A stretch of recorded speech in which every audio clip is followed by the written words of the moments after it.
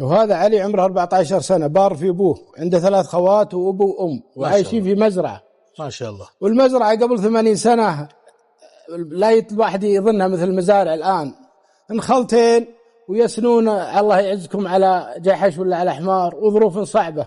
نعم. يقول علي أنا سامع القصة منه في شريط كاسيت،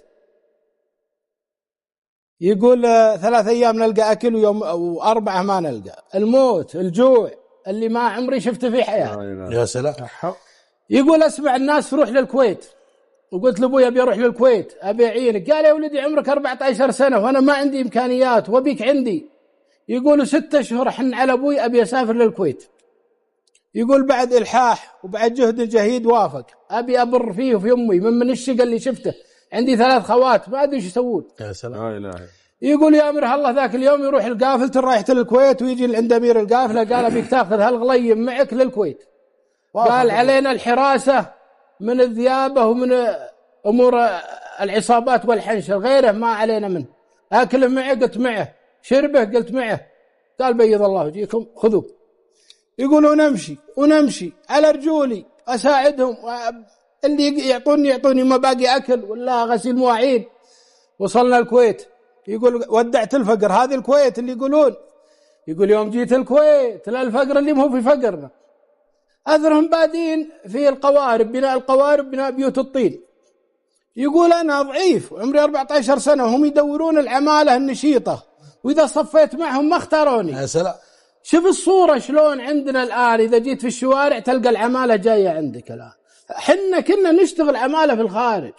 هذا ترى يا أخوان من فضل الله علينا من الناس الثمرات، وحنا كنا عمالة هناك.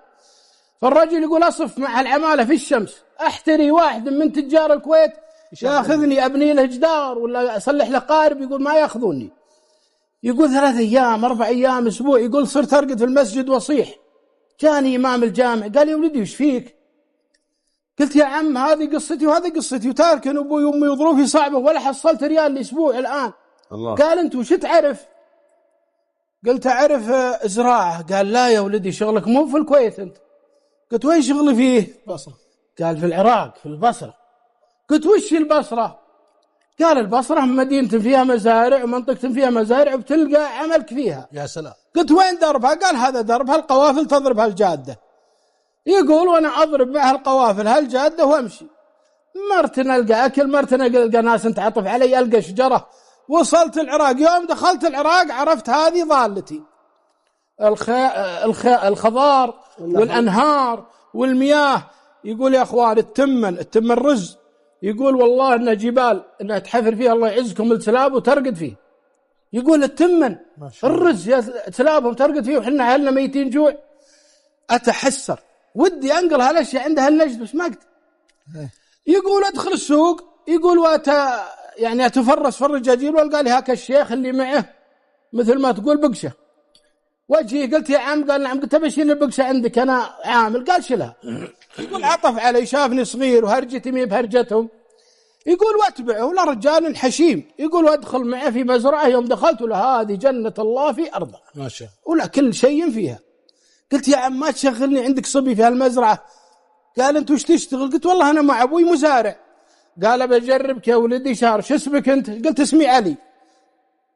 قال بجربك شهر وبعطيك 7 جنيهات ذهبيه في الشهر ان نجحت معي. قلت ابشر. يقول 7 جنيهات ما ادري وش الجنيهات، ولا لو قال لي باكلك وافقت.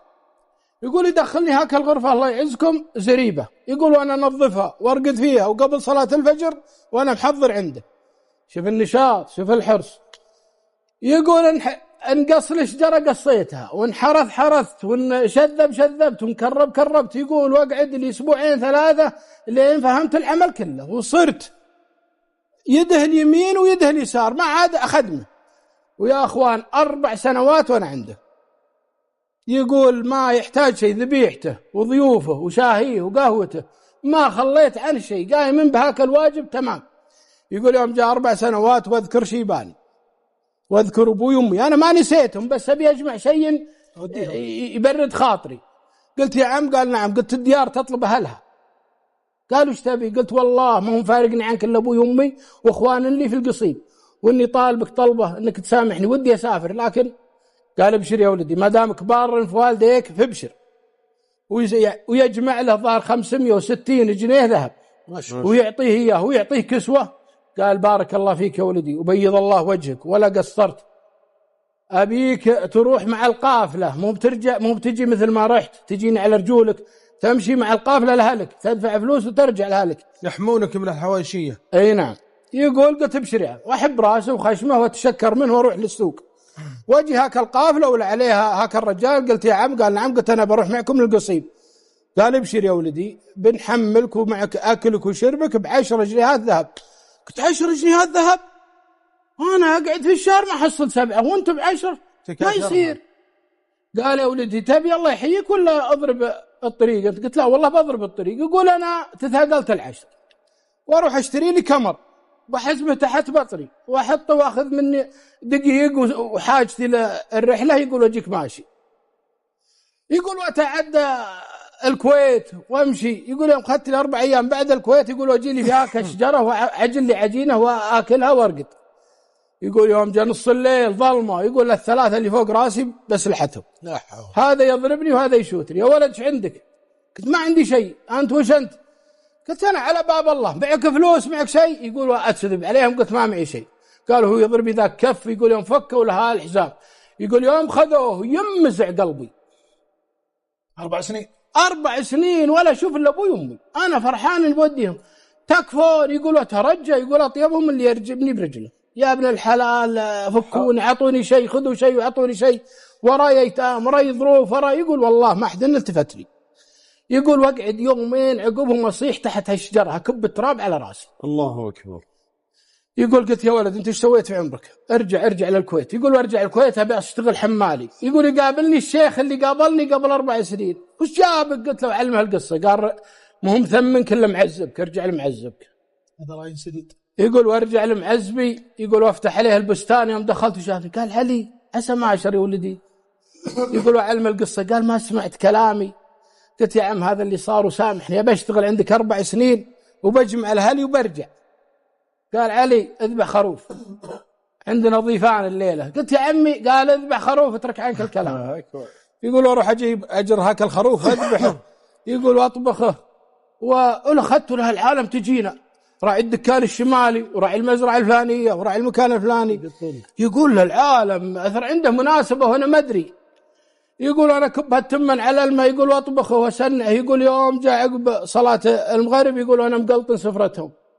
يوم تعشى واللي عليهم بالخير اكثر من 200 و300 رجال. يقول يفل هاك البساط ابيض قدامهم ويتكلم العلم سلامتكم، هذا ولدنا علي جاينا من نجد، ديرتنا نجد والقصيم، والرجال هذا ظروفه هذا ما صار له هذا ما صار له، وانتم عارفين امانته، ويعلم الله انه مثل واحد من عيالي، وعدوا عليه الحراميه وسرقوا فلوسه كلها. الليله انا طالب الله ثمنكم نفرق له.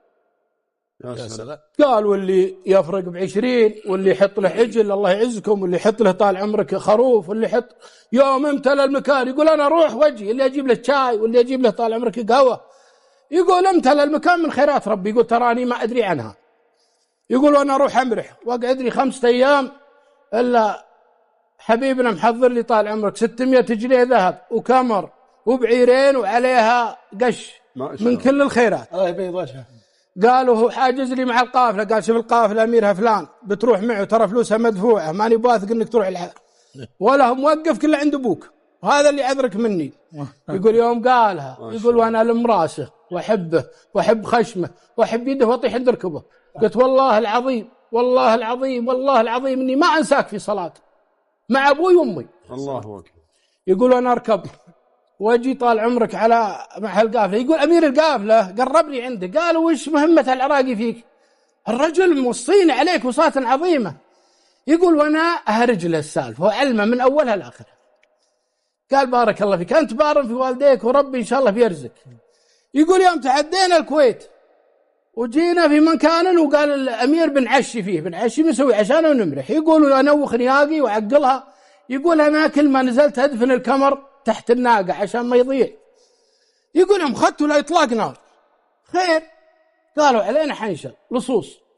يقول وانا قلبي ينفقع من قاطعين قلبي قطع. يقول واجلس اصيح الله يفكر منهم. يقول من غير أدعي، يقول لهم خذنا لنا ساعة ساعتين يوم هذا الرمي خير. قال نصرنا الله عليهم. قلت الحمد والشكر لله. يقول لهم خدت شوي واحد يجيني قال الأمير يبيك. علي قلت نعم. قال الأمير يبيك. يقول أنا أطلع الكاميرا واربطه تحت. يقول أجي سم طال عمرك. قال تعرف اللي يسرقوك؟ قلت والله ما شفتهم. قال ولا تميز شيء. قلت إلا واحد منهم أخن. قال هو يطق الأول والثاني. قلت هذا الملعون. قال وين فلوس هالغليم اللي خدتوها قبل شهر؟ ما أخن يا أبو عبد العزيز. لبيه ما سمعت أخن واحد منهم أخن في خن. عرفتهم صوته. يقول أنا ما شفتهم. تمام. قلت له هذا الخبيث. قال هو يلخها كالكف. وين فلوس الرجال؟ قال مرة مرتين. يقول قال تحت الشجرة الفلانية.